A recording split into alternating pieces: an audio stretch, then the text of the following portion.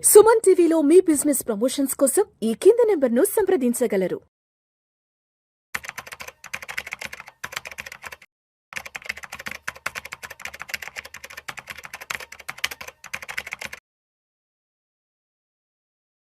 నమస్తే, welcome to Vishnu talks.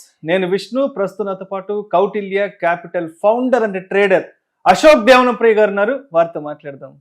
Ashok Devanapriya గారు, నమస్తే సార్.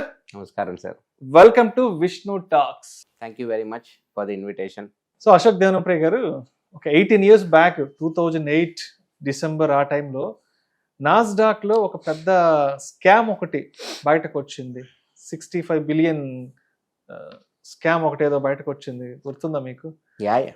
ఒక్కసారి దాని గురించి ఒకసారి డీటెయిల్ గా ఎక్స్ప్లెయిన్ చేయగలరు? నాస్డాక్ స్కామ్ గురించి. ఈ స్కామ్ పేరు వచ్చి బర్నీ మ్యాడాఫ్ స్కాండల్. బర్నీ మ్యాడాఫ్ పోన్జీ స్కీమ్ అని చెప్పి ఈ స్కీమ్ మీద ఒక నెట్ఫ్లిక్స్ లో ఒక సూపర్ వెబ్ సిరీస్ కూడా వచ్చింది. It's called Madoff the monster of Wall Street అని చెప్పి. ఈ ఒక scam one of the world's biggest scam and one of the world's longest scam also. 40 ఏళ్ళు ఈ స్కామ్ ని పుల్అవుట్ చేశాడు. 40 years రన్ చేసాడు. 40 ఏళ్ల పాటు ఈ స్కామ్ ని లీలాజాలంగా, అనాయాసంగా, ఆరాముగా, ఈజీగా, కూల్ గా, నీట్ గా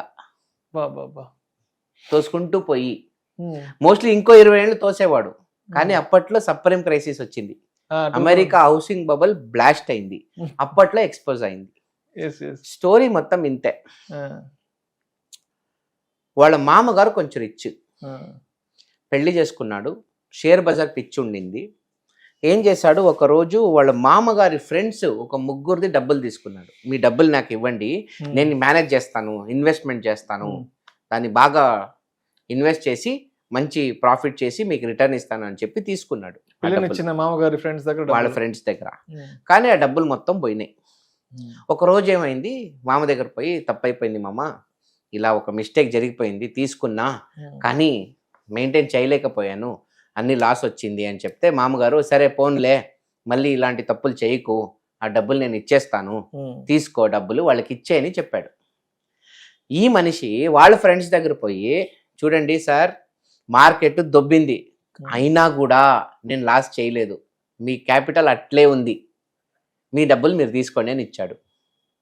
ఆ ముగ్గురు మార్కెట్ పడినప్పుడే వీడు లాస్ చేయకుండా పోతే రేపేమైనా మార్కెట్ పైకి వెళ్తే వీడు ఎలాంటి ఒక పర్ఫార్మెన్స్ చూపించగలడు అని ఊహించుకొని, వద్దొద్దు డబ్బులు నువ్వే పెట్టుకో, నో ప్రాబ్లం, నువ్వు మెయింటైన్ చేయి, మేము నిన్ను నమ్ముతాము, ఓకే నువ్వు కంటిన్యూ చేసుకో అని చెప్పి ఆ డబ్బు రిటర్న్ వాడికే ఇచ్చేసారు. వాడు ఉండుకొని ఒక పని చేద్దాము, రిస్కే వద్దు, ప్రతి ఏడాది క్లియర్గా 9% ఫ్లాట్ రిటర్న్ మేము మీకు ఇస్తాము అని చెప్పి ఒప్పుకున్నాడు. యుఎస్ బ్యాంకులలో మీకు దాదాపు 4%, 5% రిటర్న్ ఉన్న కాలం అది డబుల్ ఫ్లాట్. మార్కెట్ ఏమైనా చేసుకొని నేను మీకు ఫిక్స్డ్గా 9% ఎవ్రీ ఇయర్ మీ అకౌంట్కి వేసేస్తాను అని చెప్పి. సో కాన్సెప్ట్ ఏంటి, ఒక మనిషి దగ్గర ₹1,00,00,000 తీసుకోవడం, ఒక ఏడాది తర్వాత 9 లక్షలు ఇవ్వడం. ఇచ్చి విష్ణు గారు చూడండి మీ ప్రాఫిట్, చాలా థ్యాంక్స్, ప్రాఫిట్ తీసుకున్నారు కదా, ఇంకో ₹1,00,00,000 వేయచ్చు కదా, వచ్చే ఏడాది 18 లక్షలు ఇస్తాను అని చెప్పి మళ్ళీ ఇంకో ₹1,00,00,000 మీ దగ్గర తీసుకొని పోయేది. లేదు నా దగ్గర డబ్బు లేదంటే మీ ఫ్రెండ్ రెఫర్ చేయండి. ఇలా 9% ఫిక్స్డ్ రిటర్న్ గ్యారంటీడ్ స్కీమ్ ఎలా వస్తుంది, నేను ఆప్షన్ ట్రేడింగ్ చేస్తా అని చెప్పినాడు. ఆప్షన్ ట్రేడింగ్ ఎలా చేస్తాడు, ఆయన ఒక్క ట్రేడ్ పెట్టలే, ప్రతిరోజు మార్కెట్ అయిన తర్వాత లెడ్జర్ క్రియేషన్ స్టార్ట్ చేశాడు. డమ్మీ సాఫ్ట్వేర్ పెట్టుకొని లెడ్జర్ క్రియేషన్, పలానా స్టాక్ ఇక్కడ ఆప్షన్ ఇక్కడ కొన్నా, ఇక్కడ ఇంత ప్రాఫిట్ వచ్చింది, అర్థమైందా? ట్రేడింగ్ అయిన తర్వాత ఇక్కడ డబ్బులు ₹1 కూడా మార్కెట్లో పెట్టలే. ఏం చేశాడు, డబ్బులు తీసుకొస్తున్నాడు, ఇన్వెస్ట్మెంట్ వస్తున్నాయి, 9% ఇవ్వడం, అంతే కదా. సో స్టోరీ ఇంతే. Incoming should be more than out going. 9% కూడా 10 ఏళ్ళు మీ డబ్బు రిటర్న్ ఇచ్చే 10 ఏళ్ళ తర్వాతే కదా టోటల్ రిటర్న్ ఇచ్చేకి. అంతలో మళ్ళీ మీ దగ్గర డబ్బులు పీక్కుంటా.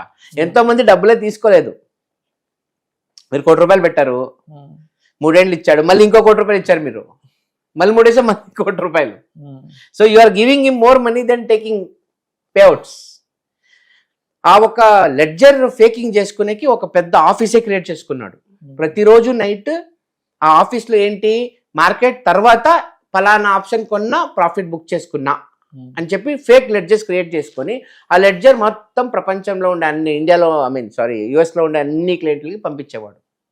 కానీ ఒకరోజు ఒక పిహెచ్డి ఇన్ మ్యాథమెటిక్స్ క్యాండిడేట్ ఒక యూనివర్సిటీలో చదివేవాడు, ఇలా ఎలా జరుగుతుంది, market is not consistent, market is not standard, market is random, ఒక మనిషి ఫిక్స్డ్గా ప్రాఫిట్ చేసేకి ఛాన్సే లేదు అని చెప్పి ఇన్వెస్టిగేషన్ మొదలెట్టాడు. వాడు అన్ని ఇన్వెస్టిగేషన్ చేసి లాస్ట్కి ఇది ఛాన్సే లేదు అని చెప్పి ఫైనల్గా ఒక పాయింట్ కంక్లూషన్కి వచ్చాడు. ఎలా కనిపెట్టాడంటే, కొన్నిసార్లు ఏం జరుగుతుంది, మీరు ఎక్కడో రాస్తారు, నేను ఈరోజు హైదరాబాద్లో 50,000 సైట్లు కొన్నా, 50,000 సైట్లు అమ్మినా. 50,000 సైట్లు అమ్మేవాడు ఎవడు? టక్కని ఇప్పుడే రేపే కొనాలంటే సప్లై ఉండాలి కదా, వాల్యూమ్ ఉండాలి కదా. సో ఎన్నోసార్లు ఆ ఫేకింగ్ చేసేటప్పుడు వాల్యూమే లేదు మార్కెట్లో. ఇన్ని కోట్ల షేర్స్ కొన్నా, అన్ని కోట్ల షేర్స్ అమ్మేసినా అని చెప్పి ఫేక్ లెడ్జరే కదా, ఆ డేటాలో చిక్కేసుకున్నాడు. తను పోయి కంప్లైంట్ ఇచ్చాడు. ఎవరికి? సెక్యూరిటీ అండ్ ఎక్స్చేంజ్ కమిషన్, మన సెబీ ఉంది కదా, అలాంటి ఒక కంపెనీ. వాళ్ళు ఏం చేస్తారు, ఒక ఎంక్వైరీ పెట్టారు. ఎంక్వైరీ ఆఫీసర్స్ వాళ్ళ ఆఫీస్కి పోతే వాళ్ళందరికీ పెద్ద మనిషి తెలుసు. ఆయన ఎవరు? నాస్డాక్ ఒక చైర్మన్. నాస్డాక్ ఈజ్ లైక్ మన సెన్సెక్స్ నిఫ్టీ ఉంది కదా, అలాంటి ఒక ఇండెక్స్ నాస్డాక్ అనేది, ఒక పెద్ద ఎక్స్చేంజ్. ఎన్ఎస్సి బిఎస్సి లాగా నాస్డాక్ ఈజ్ అన్ ఎక్స్చేంజ్. ఆ ఎక్స్చేంజ్ కనిపెట్టిన పెద్ద మనిషి అయినా. సార్ ఇలా ఏదో ఒక చిన్న కంప్లైంట్ వచ్చింది, ఏంటది, చూస్తాం ఇవ్వండి అని. తను నవ్వు, ఇవన్నీ సిల్లి, నమ్మద్దు అవన్నీ అని చెప్పి వాళ్ళకి ట్రీట్మెంట్లు, భోజనాలు ఇవ్వడం, జ్యూస్లు ఇవ్వడం చేసి మళ్ళీ వాళ్ళకి పర్కులు. విష్ణు, మీ చెల్లి, మీ అక్క కూతురికి మెడికల్ కాలేజ్ సీట్ గా చూస్తానులే, డోంట్ వరీ, అక్కడ సైట్ కావాలా నేను ఇప్పిస్తాను, డోంట్ వరీ, తక్కువకి ఇప్పిస్తాను, ఐ డీల్ అని. ఓకే సార్, ఉంటాను సార్ అని చెప్పి ఎవ్రీథింగ్ ఈజ్ క్లీన్ అని రాసుకొని పోయేవాళ్ళు. ఇవన్నీ జరిగి జరిగి జరిగి 40 ఏళ్ళు, $65 బిలియన్, దాదాపు 5 లక్షల కోట్లు, అంత పెద్ద స్కామ్ 2008 సప్రీం క్రైసిస్లో ఎక్స్పోజ్ అయిపోయింది. ఎలా అయింది? మార్కెట్ పడింది, జనాలు ప్యానిక్ అయిపోయినారు, డబ్బులు రిటర్న్ ఇవ్వమన్నారు. Incoming is more than out coming ఉండే కదా, but out coming is more than incoming అయిపోయింది. ఎప్పుడు ఆ ఇంబ్యాలెన్స్ వచ్చిందో తన అకౌంట్లో డబ్బులు లేవు. ఒకరోజు 2 కొడుకుని పిలిచాడు, ప్రాబ్లం అయింది సన్స్ అని చెప్పి. అప్పుడు ఏంటంటే, ఏమైంది నాయన అంటే, ఏం లేదు, అన్ని కథ, 40 ఏళ్ళు నేను జరిపిన ఒక పెద్ద స్కామ్ ఇది, నేను ఈ మార్కెట్లో డబ్బులే పెట్టలేదు, ఇవన్నీ రొటేషన్ చేసుకొని బతుకుతున్నాను. Very next day further fall, market పిచ్చిగా పడింది, అరెస్ట్ చేశారు, ఎంక్వైరీ చేశారు. లాస్ట్కి అమెరికన్ కోర్టు తనకి 72 ఏళ్ళు అనుకుంటా, 72nd ఇయర్, అతనికి 150-200 ఏళ్ళు శిక్ష వేసింది. అంటే అతను ఎప్పుడు ఆల్మోస్ట్ 1960s నుంచి స్టార్ట్ చేశాడు. 2000 అంటే 1968 to 2008 అంటే 40 ఏళ్ళు. 40 ఏళ్ళు అట్లా ఆ రోజుల్లోనే, ఆ రోజుల నుంచి వాడు ముట్టింది ఇలాంటి క్లెయిమ్ డబ్బులు కాదు, ట్రస్ట్ డబ్బులు టచ్ చేశాడు. ట్రస్ట్ అంటే అక్కడ జ్యూయిష్ ట్రస్ట్ ఆఫ్ అమెరికా, పెద్ద పెద్ద ట్రస్ట్లు, వాళ్ళ దగ్గర కొన్ని లక్షల కోట్ల ఆస్తులు ఉంటాయి. ఆ ట్రస్ట్ డబ్బులన్నీ వాడుకున్నాడు. సో లాస్ట్కి మొత్తం ఫుల్ సర్వనాశనం అయిపోయింది, పడిపోయింది. చాలా మందికి లాస్ వచ్చింది, చాలా మంది సూసైడ్ చేసుకున్నారు. లాస్ట్కి తను జైల్లోనే చనిపోయాడు. కామెడీ ఏంటంటే, ఇంకో కేసు జరిగింది. ఒక పెద్ద ట్రస్ట్కు దాదాపు 1 బిలియన్, ఐ థింక్ 5 బిలియన్ అనుకుంటా, 5 బిలియన్ ఏమో డబ్బులు ఇన్వెస్ట్ చేసుకున్నారు.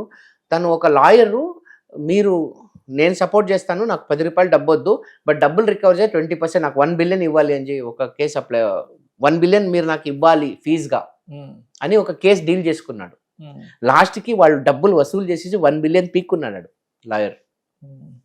అంటే మనిషి ఎంత గొప్పోడైనా ఫండ్ బేసిక్స్ మనం ఎప్పుడు చెక్ చేసుకోవాలి.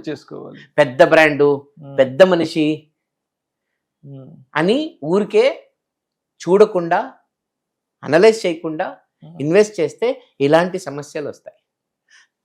SEC పైన అమెరికన్ సుప్రీం కోర్టు తిట్టింది, దే స్కోల్డెడ్ దెమ్. సిగ్గులేదా మీకు? మీ కళ్ళ ముందు 40 ఏళ్ళు ప్రపంచం మొత్తం మమ్మల్ని చూసి నవ్వుతున్నారు. ప్రపంచానికే మార్కెట్ ని ఎలా పెంచడం అని చెప్పించే మనం మన మార్కెట్లో ఇలాంటి ఒక స్కామ్ చేయించుకొని ఉమ్, నవ్వుల పాలు అయిపోయినాం కదా. అవును. అది ఆ మనిషి యొక్క కథ. So it's one of the largest scam. Right sir, right sir. Thank you sir, thank you so much Ashok Devanampalli గారు.